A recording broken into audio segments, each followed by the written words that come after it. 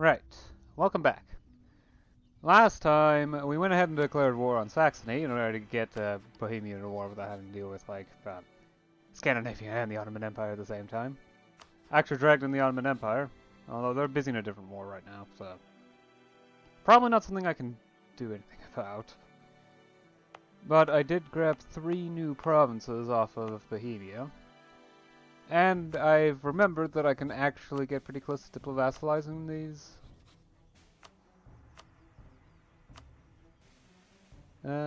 little countries right here.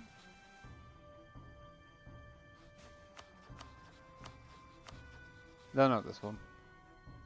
Well, probably not. Actually, Bentheim could also be diplovassalized.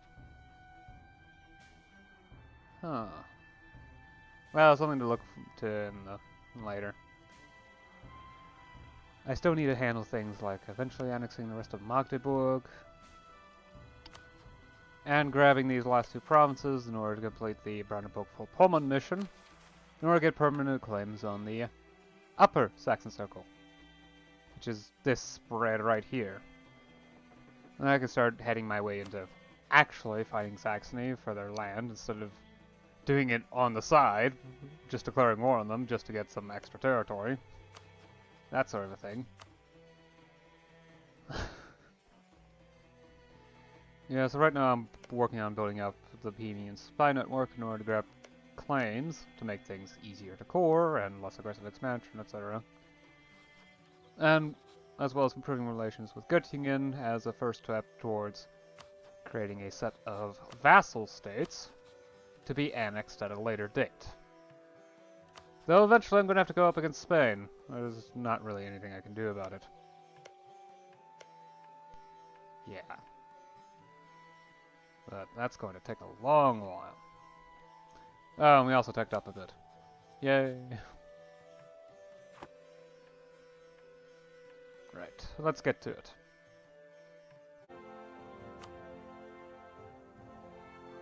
They're at war with France. What did you do? Oh, defender against Bentheim. Yeah, I can see that. Perhaps I should have guaranteed.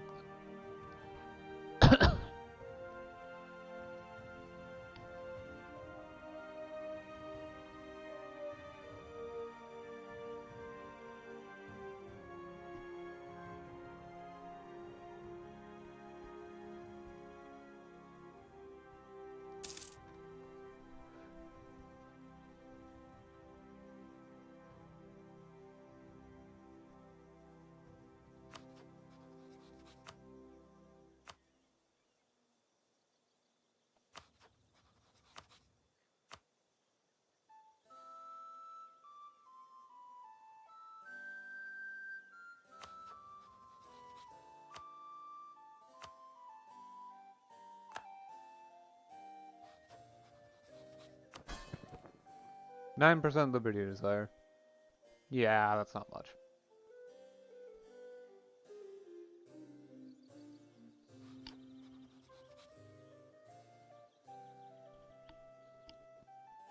Yep, there's only 20 development to integrate anyway, so it shouldn't take that long. Plus, they're all cultures that I've either accepted or aren't that bad, much of a problem.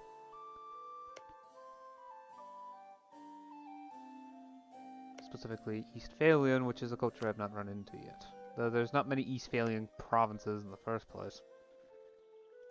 Outside of, well, German Silesian, of which there's only 1 province. It's the smallest of the Low Germanic cultures. Decent amount of Westphalian. As well as, Ripuarian Franconian. Ripuarian Franconian?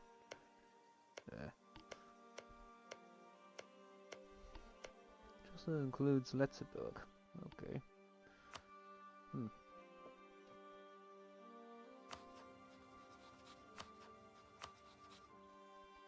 The question is, how much territory is Bentheim going to pick up? So I could reconquest. Or I could just work towards vassalizing them. Biggest problem is that they, wow. They're large enough to make it difficult to vassalize them. That's the first issue. The second issue is that they're allied to France. Hoya at least is easy.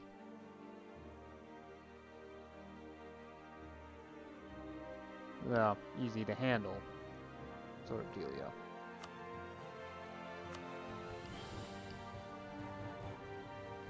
I'm going to proclaim a guarantee to prevent anyone else from trying to jump in.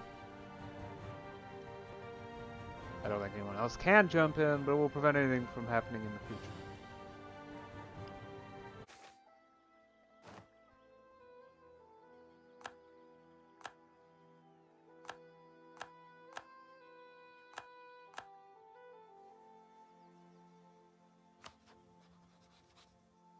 What the heck?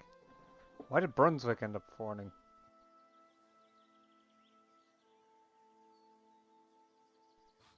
I had a vassal here, and it's gone.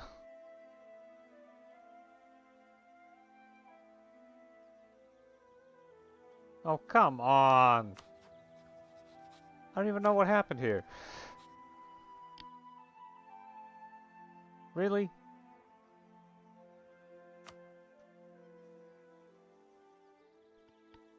Alright, I think this calls for an actual war.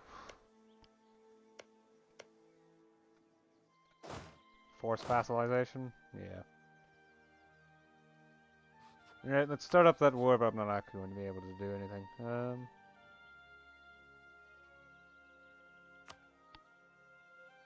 Or maybe just nationalism. I mean, it is only 50% aggressive expansion, so...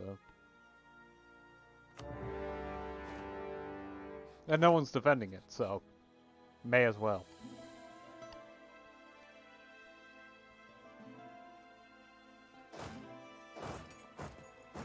What's the target? It's this province. Yep, okay, good. Right, so... we didn't do that much this session. It was mainly just waiting around for aggressive expansion to start cooling down. It's not done yet. It's going to take a while to get rid of Bohemia specifically, but... Yeah, I'm not entirely sure what I'm going to do though here. I may end up, Yeah, I don't know what happened. I'm not really certain. Bentheim here.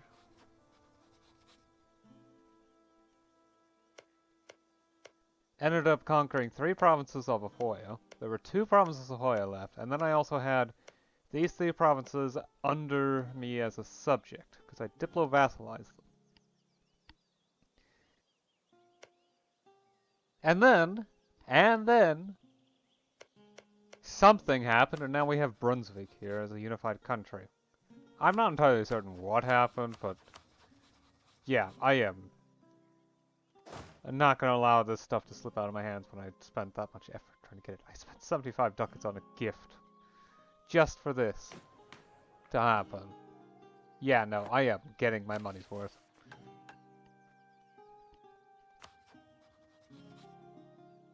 And then eventually I'm going to go ahead and grab these 2 provinces. I was able to fabricate a claim on this one, the one with more dev. This one's going to be really expensive at 90 spy network size, and yeah. Spy networks take forever to grow. Right, let's restart the grain dole, and that's pretty much about it. Oh, there is something I did. I went ahead and did the final privilege reform that I wanted to do. Balanced governance, which means that there are no rural autonomy effects from the nobles.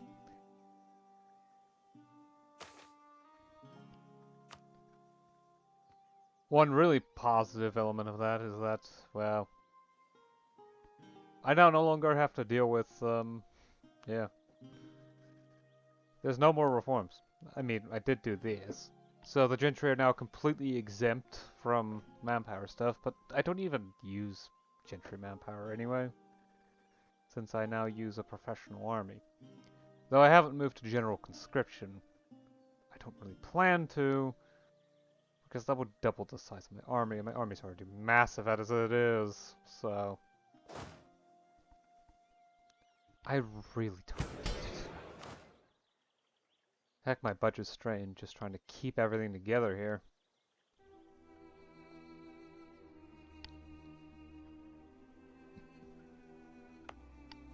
Beyond that, infrastructure construction is progressing. Of course, this will take its time. Though we might hit rank 4 amenities in a little over a decade, at least in Magdeburg. With Dithmarschen, it's going to be more difficult, because I accidentally added the amenities here. Yeah. This whole process is probably going to take longer, since now we need even more resident labor. At least it means plenty of residents are migrating in because of high wages. There's still plenty of available labor, surprisingly. So I'm not sure if that accounts for project requirements. It might. Actually, it probably doesn't. It's probably a reduced amount from getting almost all the labor fulfilled, but not all of it. So it's probably about 0.1 left. Yeah, that sounds reasonable. Instead of doing one each year, it's taking a couple of years to get each setup done, unless the amenities are constructing faster because they actually have fewer requirements, labor requirements. Which might have interesting effects, but that's not what this tells me. It takes 2 resident laborers for each unit of capital and 0.5 units of resident labor for each amenity, so it's trying to construct both sets at once. And it only is done if it gets all the requirements done for both of them. Yeah. That's why the city in Magdeburg, that's why it's easier constructing in Magdeburg. It also might be that the burghers have in the past invested into amenities in small quantities. Not enough to get to the next rank, per se, but progress along the way, nonetheless. I mean, I've seen it happen. It's the reason why the burghers constantly have... They only have 75 ducats in Dithmarschen, despite having an income of 16 per year.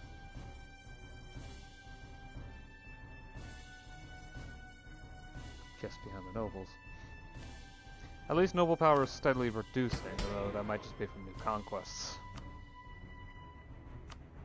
Oh, okay, that's... Corruption's doing well, though provincial corruption is causing problems due to state reach. Eventually I'll open up access to new reforms that will help me with provincial corruption, but at least thanks to increasing state reach. But really, in most cases, it's not really that helpful, at least not as helpful as this reform would be. But getting to meritocracy is ridiculously expensive.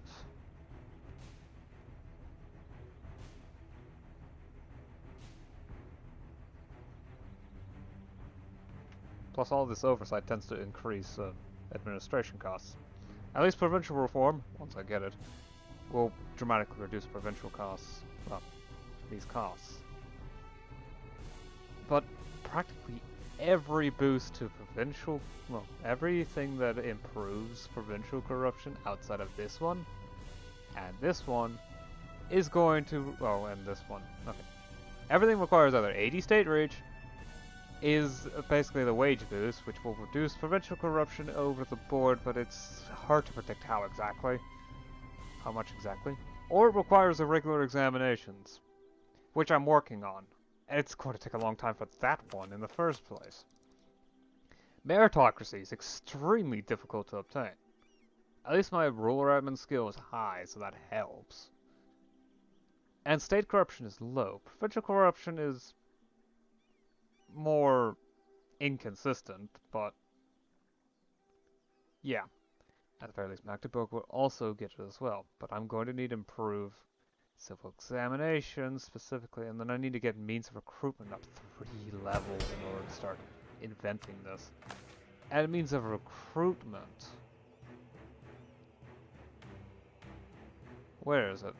There it is. Well, means of recruitment 2 requires a regular examinations. I'm not sure about level 3 though. I think I can check with this though. Means of recruitment, okay. 70 stay reach. Okay, that's actually not that bad.